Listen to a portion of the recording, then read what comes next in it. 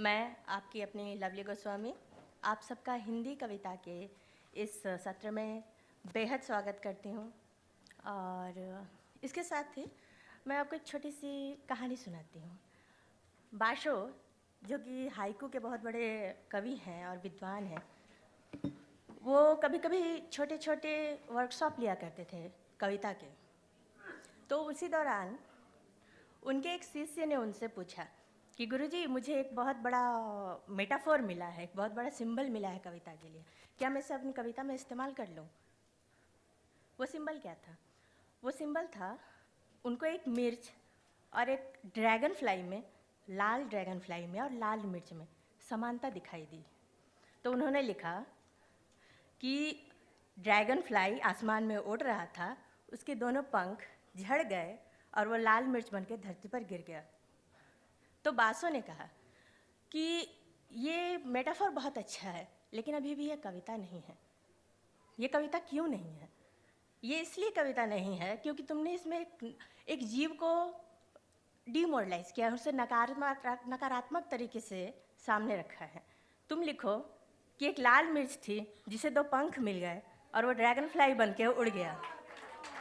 तो ये होती है कविता की ताकत, और इसलिए हम कविता को समाज में उपयोग करते हैं। उपयोग का शब्द का उपयोग भी मैं इसलिए कर रही हूँ क्योंकि बहुत से लोग यहाँ जो होंगे, उनके मन में एक ख्वाहिश होगी, एक इच्छा होगी ये जानने की कि आखिर कविता समाज को किस तरह प्रभावित करती है। तो इस तरह से हम समाज को प्रभावित करते हैं। और यहाँ जो मंच पर 3 कवि हमारे साथ बैठे हैं, तीनों हिंदी के बहुत ही प्रतिष्ठित कवि एवं अनुवादक हैं, और विनोद दास जी संपादक भी हैं। तो मैं ज़्यादा समय न लेते हुए सबसे पहले अनुराधा सिंह को आपके सामने बुलाती हूँ, जो मेरी भी बहुत प्रिय कवि है। और परिचय आपने वेबसाइट में, पोस्टर में पढ़ लिया होगा, इसलिए मैं अधिक नहीं लिखूंगी। फिर भी आप जानना चाहें तो आप गूगल कर सकते हैं। धन्यवाद।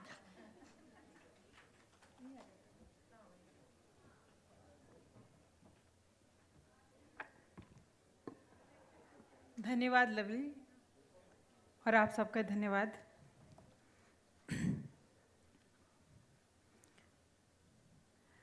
कविताओं से बात शुरू करती हूँ। मेरा पहला संग्रह है, उसका शीर्षक है ईश्वर नहीं नींद चाहिए, और मैं उसकी शीर्षक कविता से बात शुरू करती हूँ। औरतों को ईश्वर नहीं, आशिक नहीं, रूखे फीके लोग चाहिए आसपास। औरतों को ईश्वर नहीं, आशिक नहीं, रूखे फीके लोग चाहिए आसपास, जो लेटते ही बत्ती बुझा दें अनायास, चादर ओढ़ लें सिर तक, नाक बजाने लगें तुरंत। नज़दीक मत जाना बसों, ट्रामों और कुर्सियों में बैठी औरतों के, उन्हें तुम्हारी नहीं नींद की ज़रूरत है। उन्हें तुम्हारी नहीं नींद की ज़रूरत है। उनकी नींद टूट गई है सृष्टि के आरंभ से। कंदराओं और अट्टालिकाओं में जाग रही हैं वे, कि उनकी आँख लगते ही पुरुष शिकार न हो जाएं, बनेले पशुओं इंसानी घातों के। जूझती रहीं यौवन में नींद, बुढ़ापे में अनिद्रा से। नींद ही वह कीमत है जो उन्होंने प्रेम, परिणय, संतति कुछ भी पाने के एवज में चुकाई।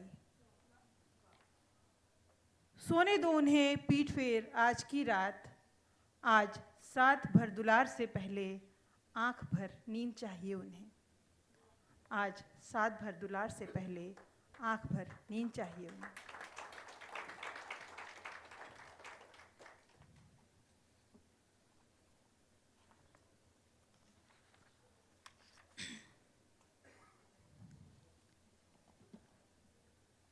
एक दूसरी कविता है, जैसे मुझे भारत के हिंदी भाषी ईश्वर नहीं नींद चाहिए के नाम से जानते हैं, अनुराधा सिंह कोई नहीं जानता। वैसे बेंगलोर के कविता प्रेमी मुझे मटर के कीड़ा के नाम से जानते हैं। तो मटर का कीड़ा सब मुझे मिलते ही कहते हैं अनुराधा सिंह मटर का कीड़ा। तो मैं अब वो कविता सुनाती हूँ आपको। ऐसे वो बहुत सुंदर चीज़ नहीं, पर बहुत सुंदर भी है। पर अब देखें, छोटी सी कविता है। मटर का कीड़ा।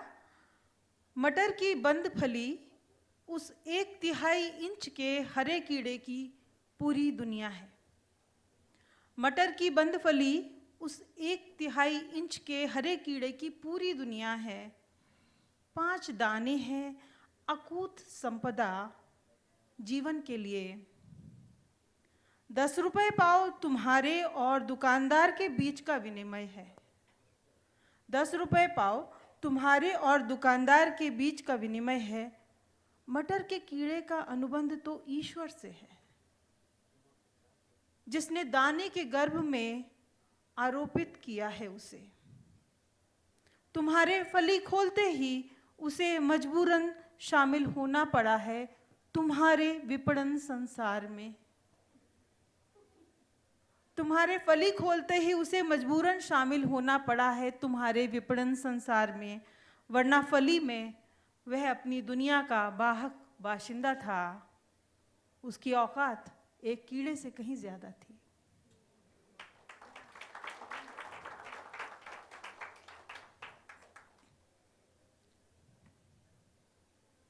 मुझे लगता है कि पहले मुझे लगता था कि बेंगलोर में हिंदी समझने वाले कम हैं, लेकिन मुझे लगता है जहाँ मैं खड़ी हूँ वहाँ कविता समझने वाले बहुत हैं, और कविता भाषाओं के पार जाकर अपना काम करती है।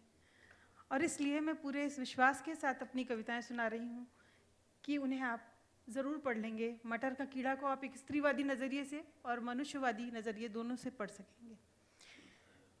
ढकने का काम। ईश्वर ने समंदर को लहरों से ढका। इसमें कुछ चित्र खींच रही हूं, आप मेरे साथ साथ उन चित्रों को देखते जाइए। ईश्वर ने समंदर को लहरों से ढका, पृथ्वी को आकाश से, रात को नींद से, और अंत में हर दिखाई देती चीज को हवा से ढक दिया। स्त्री ने भूख को रोटी से, स्त्री ने भूख को रोटी से और वासना को प्रेम से ढका। अपने प्रेम को विवाह से ढकने के बाद वह धूप ओढ़कर एक बच्चे को दूध पिलाने लगी। पुरुष ने दुनिया से लौटकर देखा कि स्त्री की आंखें अनावृत थीं। वह निराश हुआ और उसने ईश्वर के पृथ्वी, आकाश, समंदर और रात को एक घर से ढक दिया। फिर उसने स्त्री के वक्ष को कंचुकी से ढकने से पहले उसके होने को अपने होने से ढक दिया।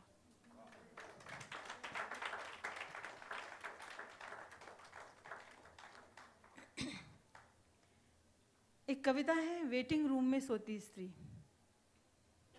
एक दिन मुझे अपने ही होम टाउन आगरा में मैं कुछ घंटे मैं वेटिंग रूम में सोई, क्योंकि मेरे पिता उस समय बीमार थे और वो मुझे जो हमेशा वही लेने आते थे और कोई दूसरे किसी को मैं परेशान नहीं करना चाहती थी। रात को 2 बजे पहुंची तो मैंने सोचा सुबह निकलूंगी कैब लेकर। उस एक रात जो मैं वहाँ सोई तो मुझे जो महसूस हुआ, ये मेरी इस संग्रह की उत्सव का पुष्प नहीं हूँ, इस संग्रह की पहली कविता है ये। वो साधारण है। हरे मखमली पत्तों पर सहेजा चंपा का शीलवान फूल नहीं, अज्ञात रेगिस्तान में जहां तहां भटकता खुद मुख्तार रेत का बगुला है, रेलवे के प्रतीक्षालय में बेसुध सो रही औरत। मानो अगली किसी ट्रेन का टिकट उसके बस्ते में नहीं और इस शहर में कहीं जाना नहीं है उसे। मानो किसी घर में उसके दूर देश से लौट आने की प्रतीक्षा नहीं हो रही। करवटें नहीं बदल रहा कोई प्रेयस, कहीं उदास सफेद सिलवटों पर मानो चूल्हे पर खदबदाती किसी दाल को कोई दाल कहीं विकल नहीं कि कोई आए चमचा ही घुमा जाए। नहीं है किसी दफ्तर के बेचैन आंकड़ों को उसके एक सही का इंतजार। ऐसे सो रही है वह निश्चिंत। सूरज भी चढ़ाया है आज इस तेजी से कि आसपास बैठी औरतें दिन चढ़े तक सोती इस औरत के चाल चलन को लेकर हलकान होने लगी हैं कि ऐसे तो यह किसी रात प्रेम भी कर लेगी घर से बाहर। कैसी औरत है, इसे अपने थान पर पहुंचने की जल्दी नहीं, इसका कोई खूंटा है भी या नहीं। बिना नाथ पगहा सोती है क्या कोई औरत, ऐसे चित ठीक पृथ्वी की छाती पर रेलवे वेटिंग रूम में सोती हुई अकेली स्त्री जवाबदेह नहीं चाय की असमय पुकार की। वह औरतों के अकारण रात भर घर से बाहर रह सकने की अपील पर पहला हस्ताक्षर।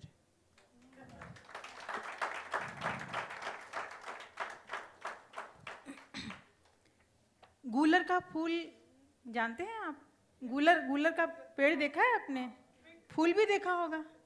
फूल देखा है? गूलर का फूल कितने लोगों ने देखा है?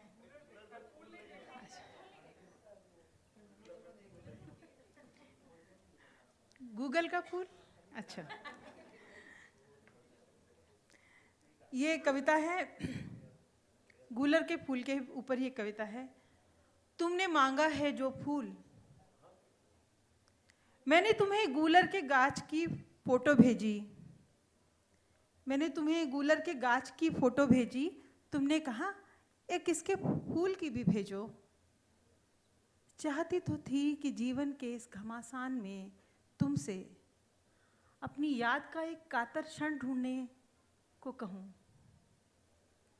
चाहती तो थी कि जीवन के इस घमासान में तुमसे अपनी याद का एक कातर क्षण ढूंढने को कहूं, किंतु पहर भर ढूंढती रही हर पत्ती फल के पीछे वह फूल जो तुमने मांगा था।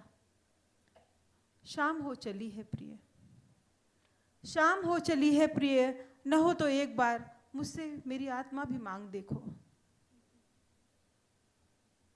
न हो तो एक बार मुझसे मेरी आत्मा भी मांग देखो। मांग लो साधारण ही पर सचमुच का कोई फूल, या उससे भी साधारण यह हृदय मांग लो। तुमने पहली बार कुछ मांगा है। मैं जीवन भर इस कीटग्रस्त पुष्पहीन वृक्ष को ताकती खड़ी रह सकती हूँ। प्रेम में मौन को सहमति मान ढांढस रखा है मैंने, किंतु जानती हूँ गूलर पर फूल नहीं खिलते। लवली समय हो तो बताइएगा अभी तो। हाँ ठीक है। एक कविता है मेरी, पाताल से प्रार्थना। साल 2006 में कन्या भ्रूण हत्या जोर शोर से हिंदुस्तान भर में जारी थी। अभी जारी है, लेकिन तब बहुत ज़्यादा बंदिशें नहीं थीं। पंजाब के पटियाला तथा हरियाणा के सिरसा और करनाल में कुछ निजी अस्पताल ऐसे दर्ज हुए जिनके पीछे कई गहरे कुएं खुदे थे, और उन कुओं में से कन्या भ्रूण और कुछ नवजात बच्चियों के शव भी बरामद हुए। ये 2006 की एक खबर थी, और उस खबर के बहुत सालों बाद मैंने ये कविता लिखी। पाताल से प्रार्थना। सिरसा, पटियाला और करनाल में बच्चियां कुओं में गिर पड़ी हैं। सिरसा, पटियाला और करनाल में बच्चियां कुओं में गिर पड़ी हैं। हालांकि उन्हें जन्म लेने में कुछ घंटे, दिन या महीने शेष थे अभी। सबसे बड़ी की उम्र 2 घंटे 12 मिनट है, चूंकि दादी जन्म के 2 घंटे बाद पहुंच पाई थी अस्पताल। इस बीच पी चुकी थी वे दूध 1 बार, गीली कर चुकी थी कथरी 2 बार, लग चुकी थी माँ की छाती से कई कई बार। अब कुएं भर में सिर्फ वही पहने है एक पाड़ घिसी चादर। जन्म ले चुकी थी मरते वक्त, सो अब उसे ही है आवरण का अधिकार। सिरसा, पटियाला और करनाल में बच्चियां कुओं से बाहर आकर जन्म लेना चाहती हैं। शेष इच्छाएं गौड़ हैं। सबसे पहले उन्हें बाकायदा पैदा किया जाए ससम्मान। उनकी नालें जुड़ी हैं अब भी नाभि से। वे उन्हें रस्सी बना कुएं से बाहर आना चाह रही हैं। वे उन्हें आम की शाख पर डाल झूला पींगना चाह रही हैं। वे उन रस्सियों पर गिनती से कूदना चाह रही हैं। सिरसा, पटियाला और करनाल में कुछ बच्चियों के फेफड़े नहीं बने अभी। हवा और रोशनी की प्रार्थना गा रही हैं संवेद, जबकि उन्हें पता है आसमानों का ईश्वर पाताल के बाशिंदों की नहीं सुनता। कुछ के पाँव नहीं बने अभी, कुछ की उंगलियां कुओं से बाहर आकर पंक्तिबद्ध अस्पतालों में जाना चाहती हैं। आंखें अक्सर बंद हैं सबकी, फिर भी देखना चाहती हैं।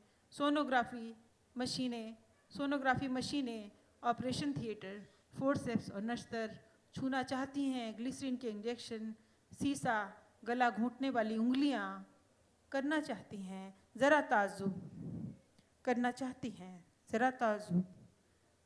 कितना लाव लश्कर खड़ा किया है रे, एक बस हमारी आमद रोकने के लिए इस दुनिया ने। धन्यवाद।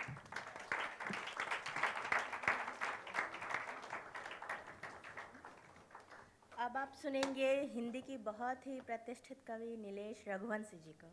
मैं ससम्मान उनको आमंत्रण देती हूँ। बहुत बहुत शुक्रिया बेंगलुरु पोइट्री फेस्टिवल और सभागार में उपस्थित जन और लवली का शुक्रिया जिन्होंने मुझे समय दिया। मैं 4-5 कविताएं सुना रही हूँ जो मेरे कविता संग्रह खिड़की खुलने के बाद से है। कविता का शीर्षक है साइकिल का रास्ता। साइकिल चलाते हुए जमीन पर रहते हुए भी जमीन से ऊपर उठी मैं। साइकिल चलाते हुए जमीन पर रहते हुए भी जमीन से ऊपर उठी मैं।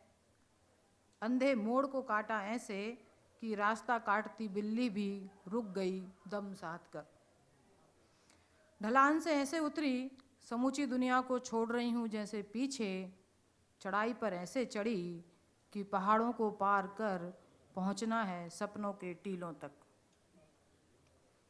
साइकिल चलाते ही जाना कितनी जल्दी पीछे छूट जाता है शहर।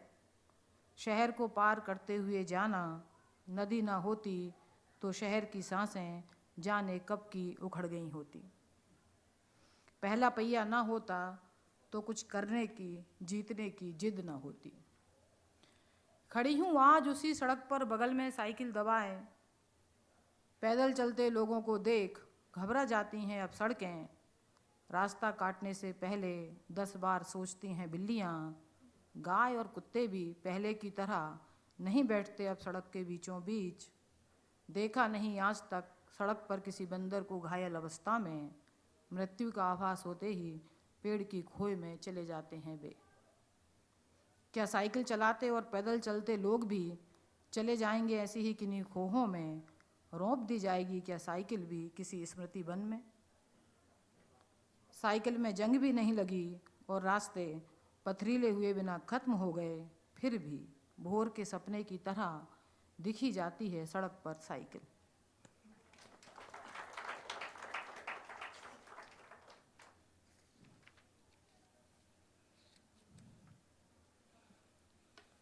कविता का शीर्षक है सांकल।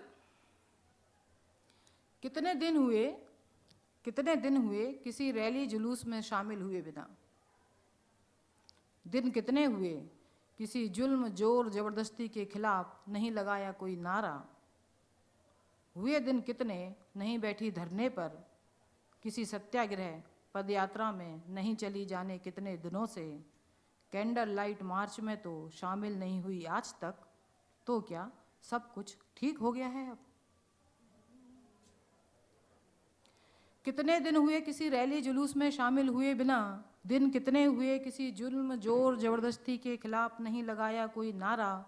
हुए दिन कितने नहीं बैठी धरने पर किसी सत्याग्रह पदयात्रा में नहीं चली जाने कितने दिनों से। कैंडल लाइट मार्च में तो शामिल नहीं हुई आज तक। तो क्या सब कुछ ठीक हो गया है अब। इन दिनों क्या करना चाहिए। ऐसी ही आवाज़ों के बारे में बढ़ चढ़कर लिखना चाहिए। चुप लगाकर घर में बैठे रहना चाहिए या इतनी ज़ोर से हुंकार भरना चाहिए कि निर्लज्जता से डकार रहे हैं जो दूसरों के हिस्से उठ सके उनके पेट में मरोड़। यह और बात है कि सड़कें इतनी छोटी और दुकानें इतनी फैल गई हैं कि जुलूस भी तब्दील हो जाते हैं भीड़ में। विरोध के बिना जीवन कैसा होगा। घर के दरवाजे पर सांकल होगी लेकिन उसमें खटखटाहट ना होगी। सांकल खटखटाए बिना दरवाजे के पार जाएंगे तो चोर समझ लिए जाएंगे। चांद आधा निकला होगा और कहा जाएगा हमसे कहो पूरा निकला है चांद।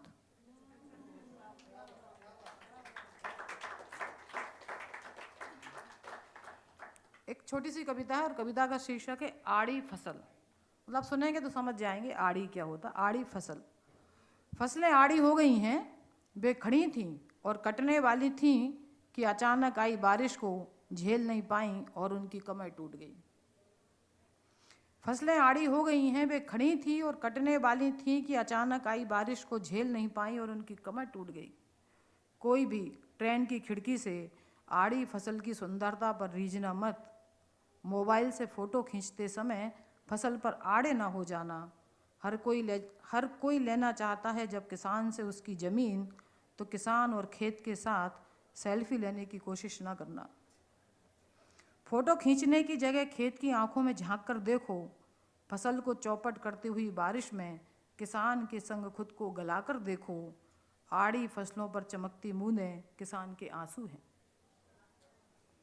किसान मन को हल्का करने के लिए नहीं रोता, वो रोता है कि खेतों के लिए क्यों नहीं बनी अब तक कोई छतरी।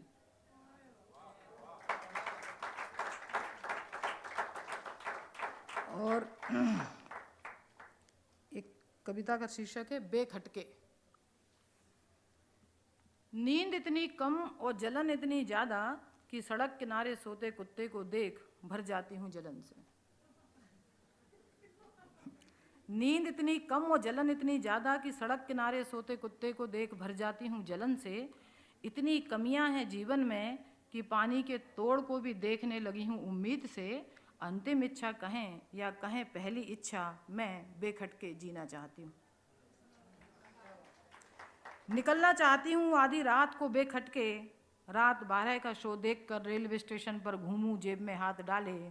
कभी प्रतीक्षालय में जाऊं तो कभी दूर कोने की खाली बेंच को भर दूं अपनी बेखटक इच्छाओं से। इतनी रात गए सूने प्लेटफार्म पर, समझ ना ले कोई ऐसी वैसी।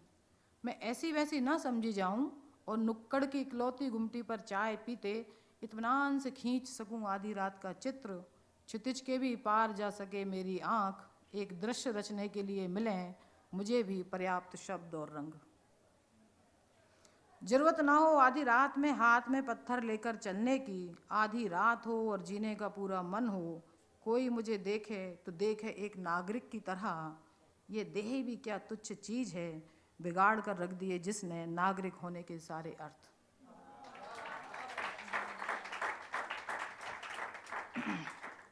उठती है रीढ़ में एक सर्द लहर। कैलेंडर, होर्डिंग्स, विज्ञापन, आइटम सॉन्ग। पर्दे पर दिखती सुंदर बिकाऊ देह। होर्डिंग्स पर पसरे देह के सौंदर्य से चौंधी आती हैं आँखें। देखती हूँ जितना आँख उठाकर झुकती जाती है उतनी ही रीढ़। फिरती हूँ गली गली रीढ़हीन आत्मा के साथ चमकती देह लिए। जाने कौन कब उसे उघाड़ कर रख दे। तिस पर जमाने को पीठ दिखाते आधी रात में बेखटके घूमकर पानी को आकार देना चाहती हूँ। एक आखिरी हाँ छोटी सी कविता का शीर्षक है आधी जगह। आधी जगह है ना। जब भी पेड़ को देखती हूँ आधा देखती हूँ, आधा तुम्हें देखने के लिए छोड़ती हूँ। जब भी पेड़ को देखती हूँ आधा देखती हूँ, आधा तुम्हें देखने के लिए छोड़ती हूँ। हर जगह को आधा खाली रखती हूँ, सिरहाने को भी आधा छोड़ती हूँ तुम्हारे लिए। कभी भी नदी को पूरा पार नहीं कर पाती, आधा पार जो छोड़ती हूँ तुम्हारे लिए। कमल के पत्ते पर पानी कांपता है, चांद कांपता है जैसे राहु के डर से। बसंत के डर से कांपता है जैसे पतझड़। मैं कांपती हूँ आधेपन से, आधे चांद से, जल से भरे आधे लोटे से। कांपती हूँ तुम्हारे आधे प्यार से। बहुत बहुत शुक्रिया।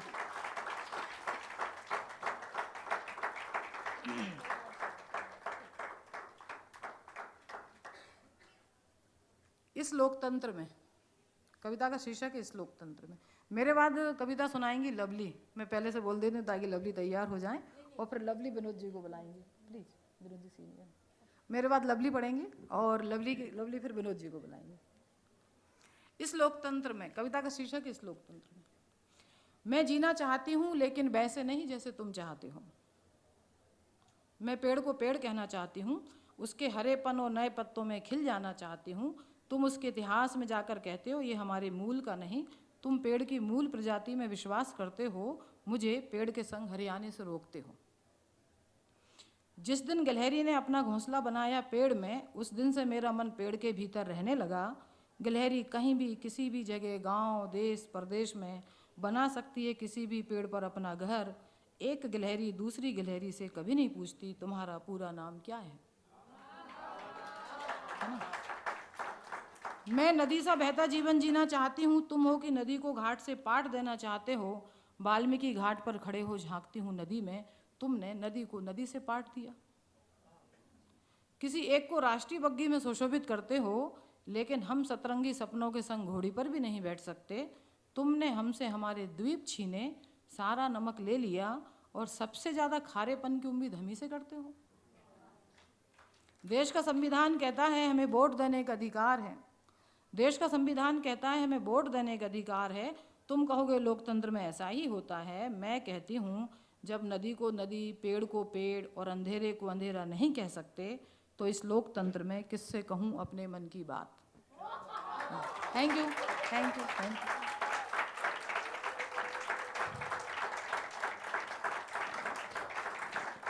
थैंक यू, शुक्रिया, शुक्रिया। अब मैं बहुत ही प्यार के साथ लवली को बुलाती हूँ। लवली हमारी हिंदी कविता की जो युवा पीढ़ी है उसकी सबसे सशक्त हस्ताक्षरों में से एक हैं। और लवली की कविताएं और अनुराधा सिंह ने भी अभी कविताएं पढ़ी। इन लोगों की कविताओं से हिंदी की युवा कविता का एक मुकम्मल चेहरा बनकर हमारे सामने आया है। तो लवली, मुझे तो आप सबने बहुत बार सुना है, फिर भी मैं पढ़ देती हूँ मेरे दोस्तों के लिए कुछ कविताएं। ईश्वर के आंसू की दो बूंदें आसमान से एक साथ जमीन पर गिरी। ईश्वर के आंसू की दो बूंदें आसमान से एक साथ जमीन पर गिरी। इस तरह हम दोनों जन्मे। ईश्वर से हम कभी पूछ नहीं पाए कि ये उनके खुशी के आंसू थे या दुख के। तुमने दूब की धार से काटा पत्थर, तुमने दूब की धार से काटा पत्थर, पंखुड़ी को ढाल बनाकर रोक लिए कई नस्तर। तुम्हारी आँखें जैसे मोची की आँखें थी, तुम्हारी आँखें जैसे मोची की आँखें थीं। मोची हजार पैरों के बीच वह चाल पहचान लेता है जिसकी चप्पल टूटी हो। मोची हजार पैरों के बीच वह चाल पहचान लेता है जिसकी चप्पल टूटी हो। तुमने पहचाना मेरा टूटा हुआ मन। हम में कभी टकराव हो तो इतना हो जितना एक चिड़िया की उड़ान में शामिल नज़दीक उगे दो पंखों में होता है। हम में कभी टकराव हो तो इतना हो जितना एक चिड़िया की उड़ान में शामिल नज़दीक उगे दो पंखों में होता है। एक गहरे चुंबन के दौरान दो प्रेमियों की जिह्वाओं में होता है। तुमसे मिलकर मैंने जाना कि कोई घाव हमेशा घाव नहीं रहना चाहता। तुमसे मिलकर मैंने जाना कि कोई घाव हमेशा घाव नहीं रहना चाहता। वो मरहम लगाने वाले की स्मृति में बदल जाना चाहता है।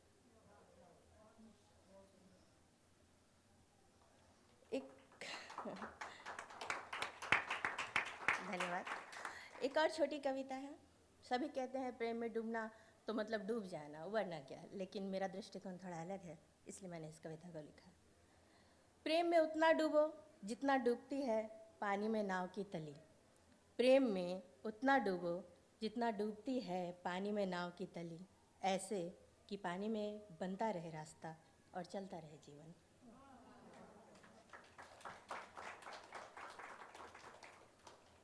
और एक छोटी सी कविता है, डाकघर शीर्षक है इसका।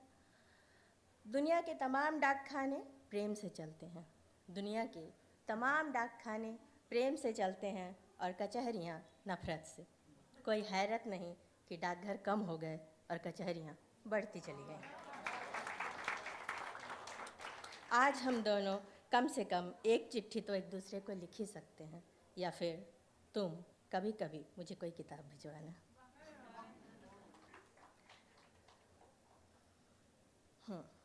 ये एक और छोटी सी कविता है।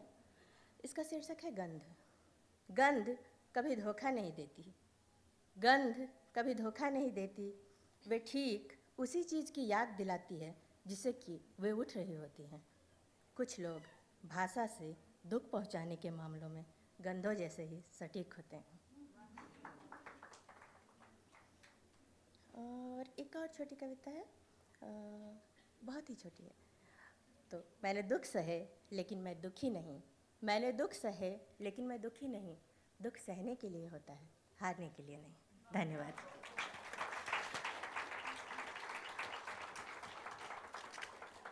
इसी के साथ इस सत्र के अंतिम कवि हमारे वरिष्ठ एवं सम्माननीय विनोद दास जी को मैं आमंत्रित करती हूँ। बहुत बहुत धन्यवाद आप सबका।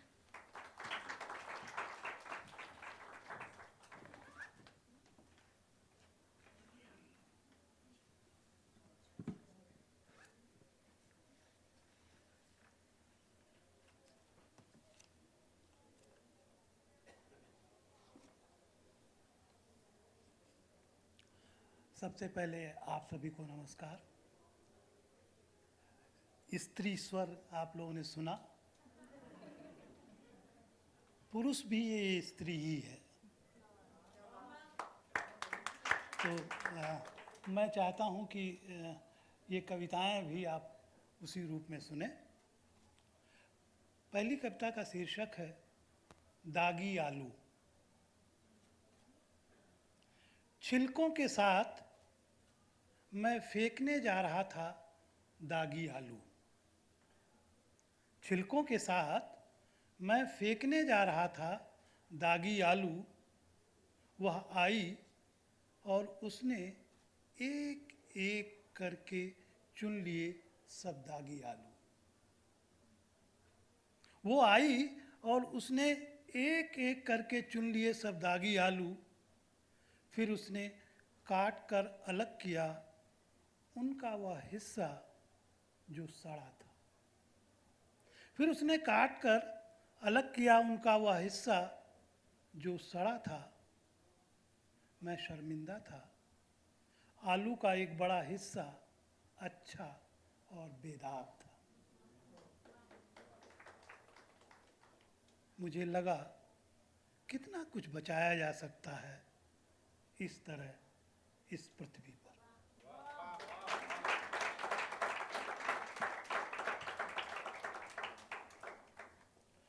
कुछ कविताएं ऐसी जो आप लोगों ने देखा होगा कि बहुत सारी बच्चियों को बचपन में ही साध्वी या नन बना दिया जाता है। उस पर एक कविता है, आप सुनिए। हल्के रंग के परिधान में अपने कई हमसफरों के साथ, हल्के रंग के परिधान में अपने कई हमसफरों के साथ सूखी रोटी सी मरियल पुस्तक मेले के एक साफ सुथरे छोटे स्टॉल पर वह खड़ी है शताब्दियों से। हल्के रंग के परिधान में अपने कई हमसफरों के साथ सूखी रोटी सी मरियल पुस्तक मेले के एक साफ सुथरे छोटे स्टॉल पर वह खड़ी है शताब्दियों से। उसके चेहरे पर है न कोई कामना, न कौतूहल, न कोई रोमांच, जैसे सूख गया हो कोई कुआं और छा गई हो उसके मुहाने पर उदासी की घास। उसके चेहरे पर न कोई कामना, न कौतूहल, न कोई रोमांच, जैसे सूख गया हो कोई कुआं और छा गई हो उसके मुहाने पर उदासी की घास।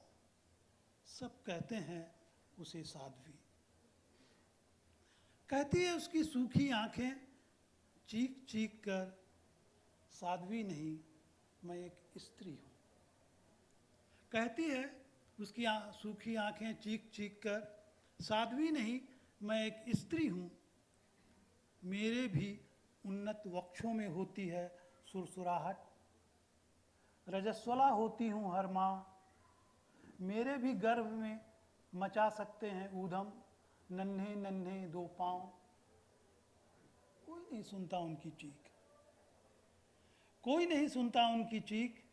दुनिया इन तमाम चीखों से भरी पड़ी है, बेहिसाब ऐसी गलतियों से भरी, करता नहीं जिन्हें कोई ठीक।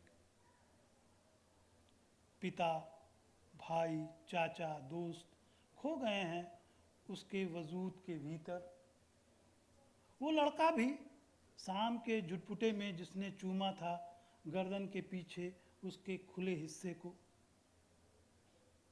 लेकिन वो भूले से भी नहीं खोजती सगे संबंधी या प्रेमी को, न जाने कब कोई पुकार ले उसे उसके पुराने नाम से। उनका नाम भी बदल दिया जाता है। लेकिन वो भूले से भी नहीं खोजती सगे संबंधी या प्रेमी को, न जाने कब कोई पुकार ले उसे उसके पुराने नाम से। पुराना नाम सुनकर वो हौले से दबाती है अपनी नई देह की सिहरन।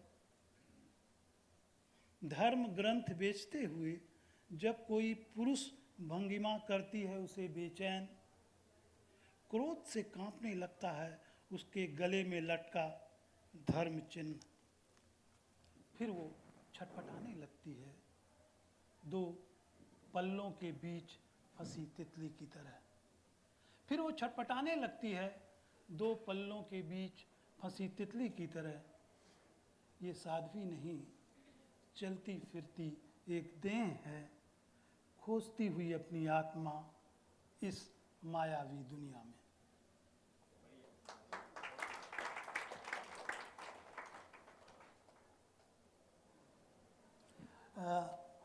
हम उम्रदराज हो गए हैं और हमारे जोड़ों में दर्द शुरू हो गया है, और ये हमारी देश की भी उम्र बढ़ गई है और 75 साल चल रहे हैं। उस अमृतकाल उसी पर है। एक छोटी सी कविता, जोड़ों का दर्द। कभी उम्रदराज नहीं होते जी कभी नौजवान हमेशा रहते हैं। हाँ, लेकिन जोड़ों में दर्द तो होता ही है।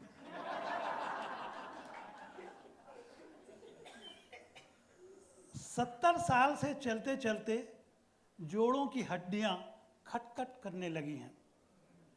घुटने बताते हैं अपना दर्द, हम सुनते नहीं। उनके बीच की सूख गई है स्निग्धता।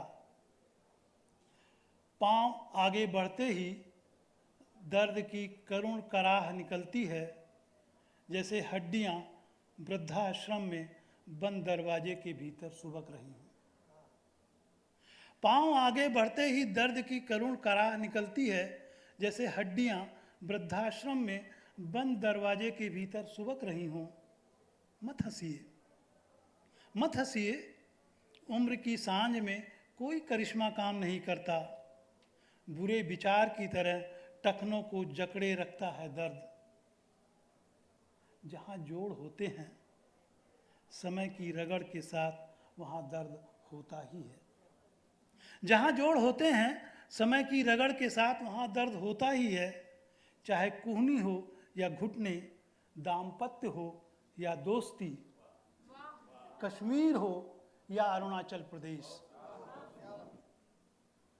मेरा दर्द असली, तुम्हारा नकली, ये बहस का विषय नहीं हो सकता। मेरा दर्द असली, तुम्हारा नकली, ये बहस का विषय नहीं हो सकता। हर दर्द एक सा नहीं होता। बुढ़ापे में टखनों का दर्द और जवानी में पैलेट गन से घायल होने के दर्द में फर्क है। हर दर्द एक सा नहीं होता। बुढ़ापे में टखनों का दर्द और जवानी में पैलेट गन से घायल होने के दर्द में फर्क है। एक माँ की जचकी का दर्द और माँ के एक जवान बच्चे के लापता होने का दर्द अलग है। मसलन बुढ़ापे में बिस्तर पर पकी उम्र में सांस रुकना या सड़क पर बर्बर भीड़ से घिरकर मरना एक सा नहीं है। मसलन बुढ़ापे में बिस्तर पर पकी उम्र में सांस रुकना या सड़क पर बर्बर भीड़ से घिरकर मरना एक सा नहीं है। दर्द राजनीतिक नहीं होता, ये कहना भी एक गहरी साजिश है। दर्द राजनीतिक नहीं होता, ये कहना भी एक गहरी साजिश है। कोई दर्द आत्मा के गुर्दे में पथरी की तरह चुभता रहता है। कोई दर्द सुन्न पड़ा रहता है और कोहराम भी नहीं होता, जैसे ऑपरेशन टेबल पर लेटा आदमी। दर्द की भाषा सीधी और सरल होती है। दर्द की भाषा सीधी और सरल होती है। आंसू उसे पढ़ लेते हैं। सिर्फ वे ही मनुष्य नहीं पढ़ पाते जो जब करुणा की पर कक्षा चल रही थी पीछे के दरवाजे से बाहर निकल गए थे।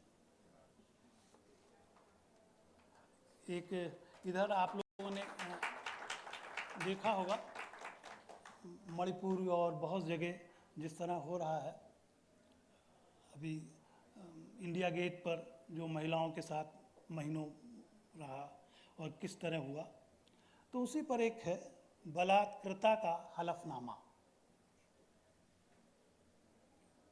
नहीं नहीं नहीं नहीं, बिल्कुल नहीं। इस समय मैं कतई नहीं रोऊंगी, आंसू बहाकर मैं भीगी माचिस नहीं बनना चाहती। अपनी तरतीबवार जिंदगी की तरह मैं कुछ बेतरतीबवार बताना चाहती हूँ। प्यार से नहीं, भूल से पैदा संतान के लिए खतरा अधिकतर आसपास होता है और इसकी शुरुआत बहुत पहले मेरे घर से हो चुकी थी। अक्षर ज्ञान के पहले से ही मैं पढ़ने लगी थी नेत्रहीनों की तरह कामातुर स्पर्श। अक्षर ज्ञान के पहले से ही मैं पढ़ने लगी थी नेत्रहीनों की तरह कामातुर स्पर्श। जब मामा चाचा सौतेले भाई रिश्तों की आड़ में बन जाते थे मर्द। जलेबी, लेमन जूस या अंधेरे के खेलों के खतरों का मुझे तो क्या, मेरी माँ को भी तब तक पता न चलता जब तक उल्टियाँ न होती या खून से लथपथ नहीं मिलता मेरा अंतर्वस्त्र। क्या ये वासना थी? क्या ये वासना थी? वासना क्या होती है इतनी अल्पायु में भला मैं क्या जानती। जैसे नहीं जानती वो पागल स्त्री जो उभरे बड़े पेट के साथ देश के हर शहर में किसी चौराहे के पास जूठे पत्तल खाती हुई मिल ही जाती है।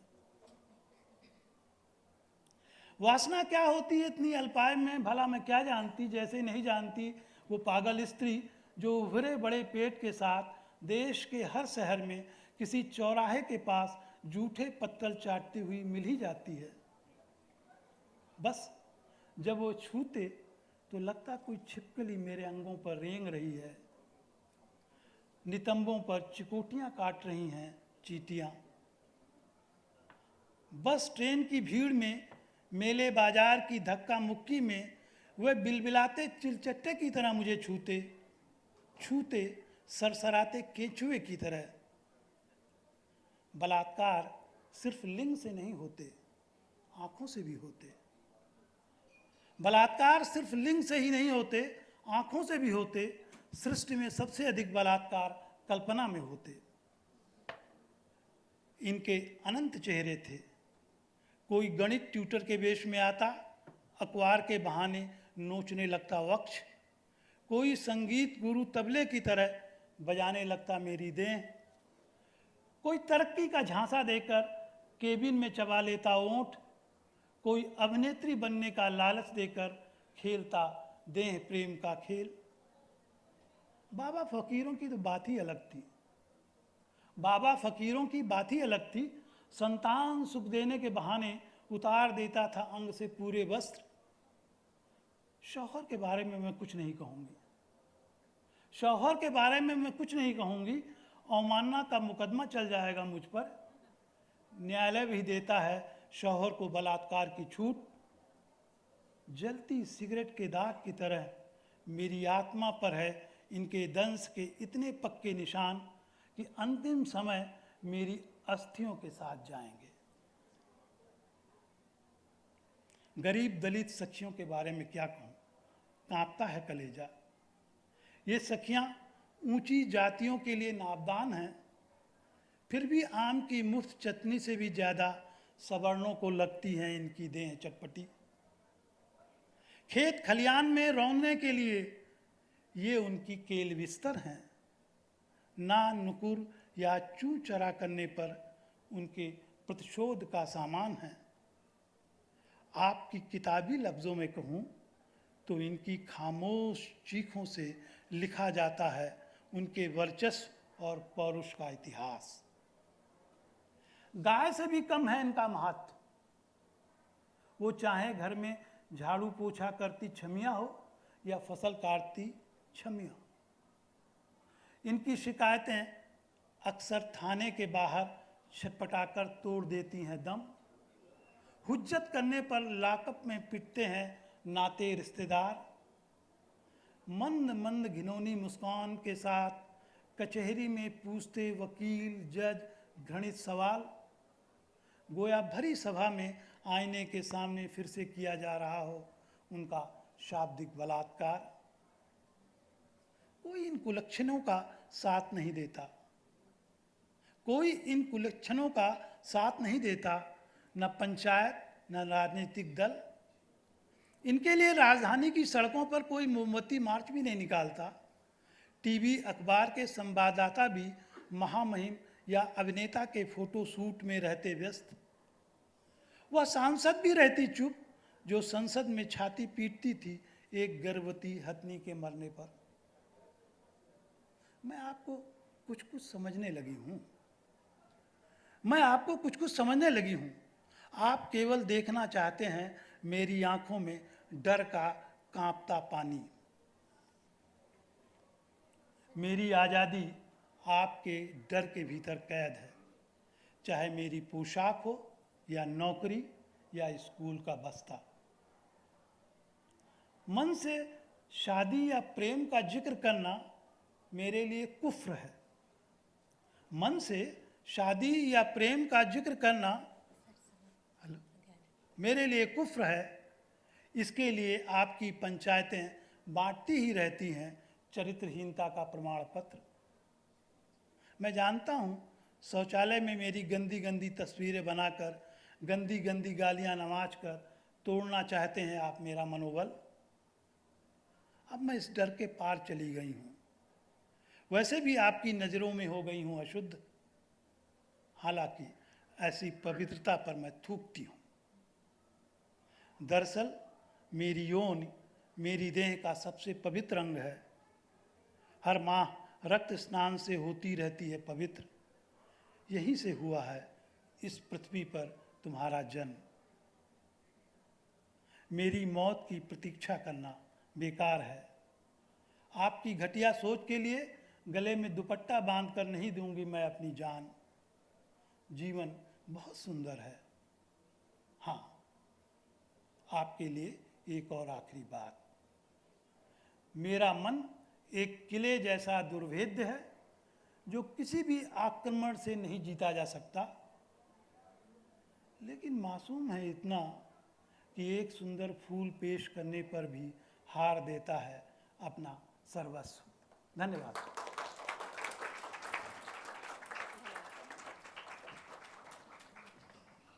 मैं मंच में उपस्थित तीनों कवियों का बहुत धन्यवाद करती हूँ और आप सबका अभिवादन करती हूँ। हमारा समय समाप्त हो गया है। रील के कहते थे पेड़ से जब पत्तियाँ गिरती है तो वह ना में सर हिलाती है, तो ना में सर हिलाते हुए हम भी यह कार्यक्रम समाप्त करते हैं। आप सभी का धन्यवाद।